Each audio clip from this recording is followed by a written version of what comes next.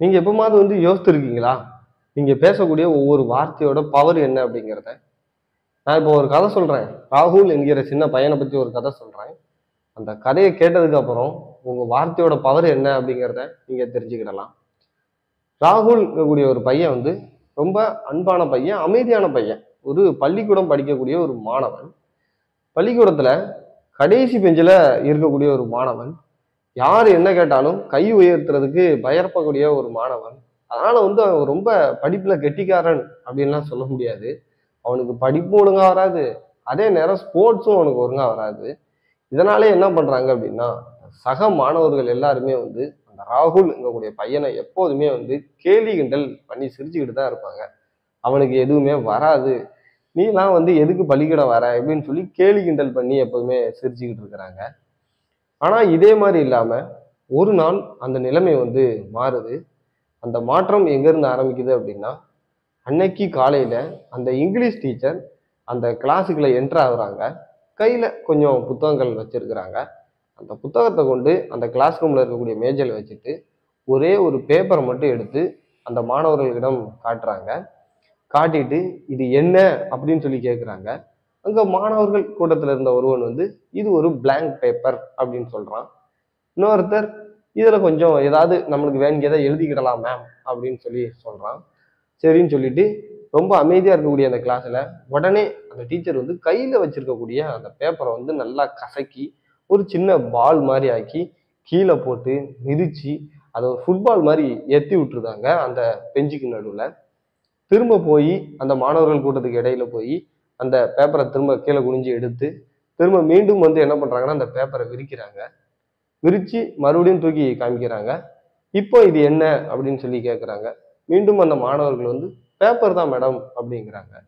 "இப்போ இந்த பேப்பர்ல நம்ம வந்து யூஸ் பண்ணலாமா? இத நம்ம வந்து எழுதலாமா?" அப்படின்னு சொல்லி கேட்கறாங்க. "ஆமா மேடம். பேப்பர் கசங்கியிருக்கே தவிர, மத்தபடி நம்ம அந்த பேப்பர வந்து யூஸ் பண்ணலாம்" அப்படின்னு சொல்லி கூட்டத்துல ஒரு பையன் சொல்றான். "தட்ஸ் த பாயிண்ட் ஸ்டூடண்ட்" அப்படின்னு சொல்லி அந்த டீச்சர் பேச ஆரம்பிக்கிறாங்க. இந்த பேப்பர் வந்து பழைய நிலைமைக்கு போகாது. இத யூஸ் பண்ணலாம். ஆனா இத வந்து நம்மளால பழைய நிலைமைக்கு நீட்டான ஒரு பேப்பரா கொண்டு போ முடியாது. இந்த பேப்பர் நம்ம மனிதர்களோட இதயம் மாரி. நீங்க சொல்லக்கூடிய அந்த விஷயங்கள், அந்த ஆக்ஷன், அந்த வார்த்தைகள் எல்லாமே வந்து அவங்கள வந்து இந்த பேப்பர் மாரி கசக்கி, அவங்களுக்கு வந்து கஷ்டத்த குடுக்கும். என்னதான் வந்து நீங்க போய் சாரிங்கக்கூடிய வார்த்தை சொன்னாலும், இந்த பேப்பர் கசங்கி இருக்கும்போது இருக்கக்கூடிய இந்த கோடுகள் மாரி, அவங்களோட இதயத்திலும் இந்த வடுக்கள் எல்லாமே வந்து ஆறாம இருக்கும் அப்படின்னு சொல்லி அந்த டீச்சர் சொல்றாங்க. இந்த ஸ்டூடண்ட் வந்து இந்த கதைய ஏன் நம்மளுக்கு சொன்னாங்க அப்படிங்கிறத புரிஞ்சுக்கிட்டு, எல்லாரும் அந்த ராகுல்ங்கக்கூடிய பையன் பின்னால வந்து தன்னோட டெஸ்க்ல வந்து சாஞ்சு படுத்திருக்கிறான். அவன்ட்ட போய் எல்லாரும் வந்து மறுபடியும் கண்ணீர் கலங்க சாரி கேட்கறாங்க. இனிமே வந்து நம்ம யாரையும் டீஸ் பண்ணக்கூடாது. எல்லார்கிட்டயும் வந்து அன்பு செலுத்தணும். நம்மளோட வார்த்தையோட முக்கியத்துவம் என்ன அப்படிங்கிறது எல்லாத்தையும் அந்த மாணவர்கள் உணர்ந்துட்டு, அந்த ராகுல்ங்கக்கூடிய பையன்ட்ட போய் மன்னிப்பு கேட்கறாங்க. இந்த கதை வந்து ராகுல பத்தியோ, இல்ல அந்த கசக்கி போன பேப்பர பத்தியோ கிடையாது. நம்மள பத்தி. தினசரி நம்ம வந்து எவ்வளவோ வார்த்தைகள் உபயோகிக்கிறோம். எவ்வளவோ ஆக்ஷன் பண்றோம். அந்த விஷயங்கள்லாம் மத்தவங்களுக்கு என்ன பண்ணும் அப்படிங்கிறத நம்ம வந்து கொஞ்சம் கூட யோசித்து பார்க்கிறதே இல்ல. நம்ம செய்யக்கூடிய ஒரு சின்ன விஷயம் மத்தவர்கள் மனத வந்து ரொம்ப காயப்படுத்துது.